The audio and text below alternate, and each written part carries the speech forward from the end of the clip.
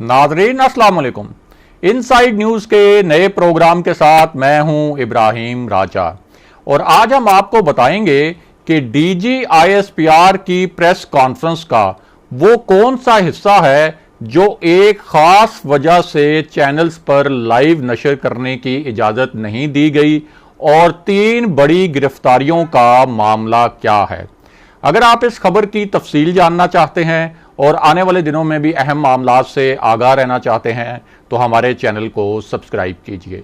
और अब बात करते हैं आज के मौजू पर, यानी DGISPR की प्रेस कॉन्फ्रेंस का एक हिस्सा लाइव क्यों नहीं दिखाया गया और 3 गिरफ्तारियों का मामला क्या है।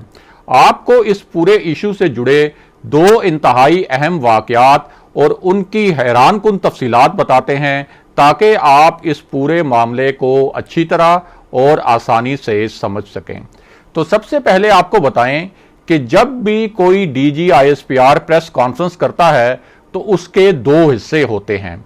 एक हिस्सा वो होता है जो चैनल्स पर लाइव नशर किया जाता है और उस ब्रीफिंग का एक हिस्सा वो होता है जो लाइव नशर नहीं किया जाता। मैंने बतौर सहाफ़ी ISPR की बहुत सी मीडिया ब्रीफिंग्स अटेंड की हैं। इन मीडिया ब्रीफिंग्स के एक हिस्से को लाइव नशर ना करने की एक बहुत ही खास वजह होती है।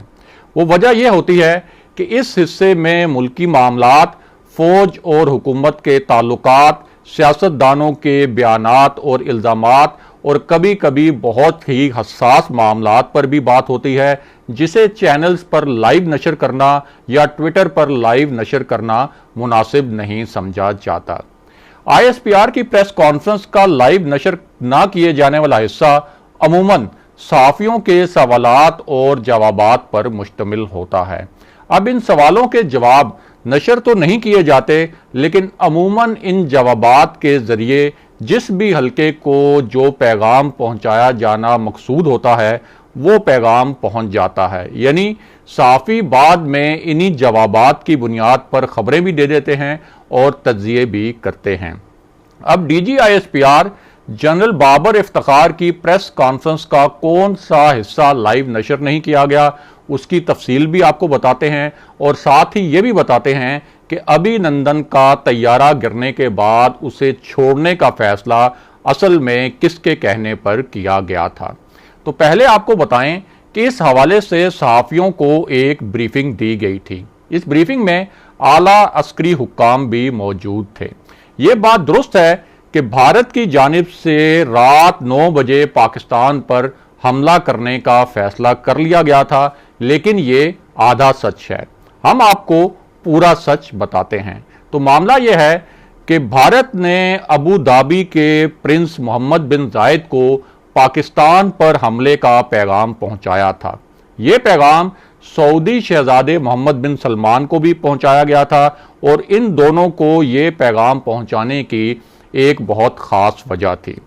दूसरी जानिब भारत के national security adviser Ajit Doval ने अमरीकी national security adviser John Bolton को फ़ोन किया और उन्हें बताया था कि भारत ने पाकिस्तान पर हमले का मंसूबा बनाया है।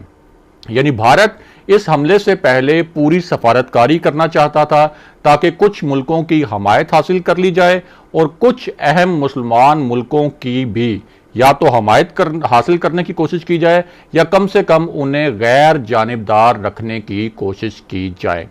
अब इसी दौरान army chief general Qamar Javed Bajwa को एक इंतहाई ताकतवर शख्सियत की कॉल आई।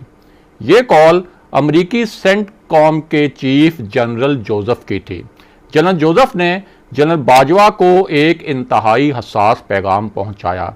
ये पैगाम क्या था उसके बारे में भी आपको बताते हैं और ये भी बताते हैं कि भारत ने सऊदी अरब और UAE को पाकिस्तान पर हमले के फैसले से क्यों आगाह किया था। तो आपको आगाह करें कि भारत को मालूम था कि मोहम्मद बिन सलमान और मोहम्मद बिन जायद के पाकिस्तान और भारत दोनों से करीबी ताल्लुकात थे।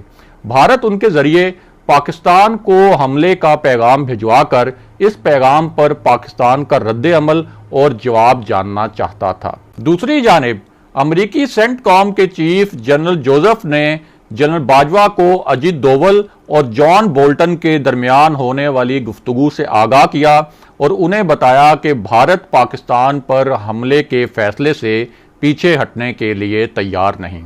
अब यह सब कुछ एक ऐसी सूरत हाल में हो रहा था जब भारत के 2 तैयारे गिरने के बाद और ख़ास तौर पर अभिनंदन की गिरफ्तारी की वीडियो सामने आने के बाद नरेंद्र मोदी की हुकूमत बहुत सख्त दबाव में थी। पूरी दुनिया का मीडिया भी उस वक्त अभिनंदन की वीडियो चला रहा था। अब अगर सिर्फ ये खबर आई होती कि पाकिस्तान ने भारतीय तैयारा मार गिराया है तो भी ये बहुत बड़ी खबर होती, लेकिन अभिनंदन की गिरफ्तारी की वीडियो क्लिप्स ने इसे उस दिन की सबसे बड़ी आलमी खबर बना दिया था। इस किस्म की वीडियोस का इंपैक्ट हमेशा बहुत ज्यादा होता है। यही वजह है कि भारत ने यह झूठा ढंडोरा तो बहुत पीटा कि उसने भी पाकिस्तान का एक F-16 तैयारा गिराया है, लेकिन यह कभी भी एक बड़ी आलमी खबर नहीं बन सकी। उस दिन भारतीय एयर चीफ से प्रेस कॉन्फ्रेंस में भारतीय सहाफियों ने जो सवालात किए वो उनका जवाब देने के बजाय प्रेस कॉन्फ्रेंस छोड़कर चले गए थे। अब ये वो शिकस्तखुर्दगी और शर्मिंदगी का माहौल था जिसमें नरेंद्र मोदी के लिए जरूरी हो गया था कि भारत पाकिस्तान पर हमला करे ताकि उन्हें जिस हजीमत का सामना करना पड़ा उसका अजाला किया जा सके। अब पाकिस्तान को अमेरिका, सऊदी अरब और UAE के बाद चीन से भी बहुत अहम इंटेलिजेंस इंफॉर्मेशन मिली। ऐसी ही इंटेलिजेंस इंफॉर्मेशन ISI के पास भी थी। वो इतला ये थी कि भारत पाकिस्तान पर जंगी तैयारों के जरिए नहीं बल्कि पाकिस्तान के 3 शहरों को मिसाइलों से निशाना बनाएगा। अब जब पाकिस्तान को ये ठोस इंटेलिजेंस इतला मिली तो पाकिस्तान ने भी सऊदी अरब, UAE और अमेरिका के जरिए भारत को 2 टोक पैगाम भिजवा दिया था।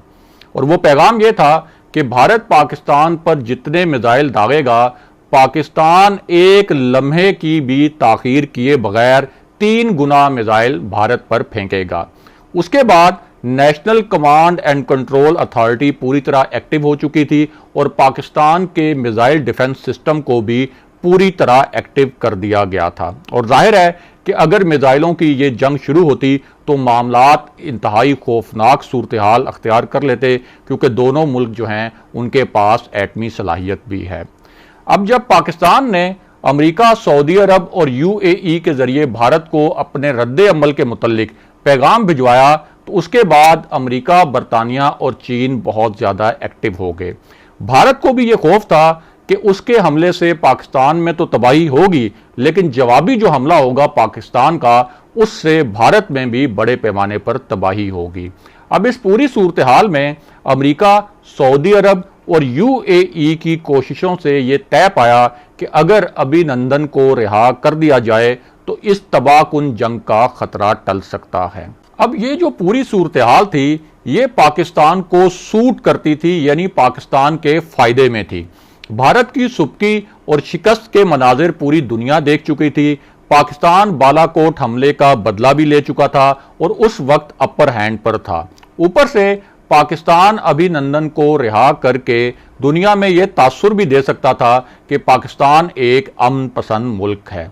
उसके बाद पाकिस्तान ने एक और बहुत खास काम किया और वो काम ये था कि पाकिस्तान ने वाघा बॉर्डर पर भी अभिनंदन को भारतीय हुक्काम के हवाले करने के मनाजिर लाइव नशर किए और पूरी दुनिया के मीडिया ने वो मनाजिर लाइव दिखाए। यानी पाकिस्तान, भारत और दीगर मुल्कों के जो लोग हैं उन लोगों के जहनों पर अभिनंदन की गिरफ्तारी और रिहाई के मनाजिर नक्श करवा दिए गए। ये मनाजिर नरेंद्र मोदी के जंगी जुनून और अना को हमेशा हॉन्ट करते रहेंगे और हमेशा उन्हें जिच करते रहेंगे। और अब बात करते हैं कि DGISPR की प्रेस कॉन्फ्रेंस के उस हिस्से पर जिसे लाइव नशर नहीं किया गया। इस हिस्से में जनरल बाबर इफ्तिखार ने मोहम्मद जुबैर के उन इल्जामात के जवाबात दिए जिसमें उन्होंने कहा था कि DGISPR ने उनकी आर्मी चीफ से मुलाकातों के बारे में आधा सच बोला था। जनरल बाबर इफ्तिखार ने कहा कि उन्होंने आधा नहीं पूरा सच बोला था और सच हमेशा एक ही मर्तबा बोलना पड़ता है। इसके अलावा DGISPR ने एक और अहम बात भी की। ये बात मियां नवाज शरीफ की एक तकरीर के पस मंजर में की गई। जनरल बाबर इफ्तिखार का कहना था कि फौज के तमाम अहलकार यानी हर सतह की क़यादत, अफसरान और सिपाही हमेशा एक पेज पर होते हैं और उन्हें अलग करके नहीं देखा जा सकता और ना ही उन्हें अलग करके दिखाया जा सकता है। दूसरी जानिब ज़राए के मुताबिक पेशावर धमाके और दहशतगर्दी की हालिया लहर के हवाले से 3 अहम गिरफ्तारियां की गई हैं और उनसे बैरूनी नेटवर्क के हवाले से अहम किस्म की तफसीलात भी मिली हैं। अगले प्रोग्राम तक के लिए खुदा हाफिज़।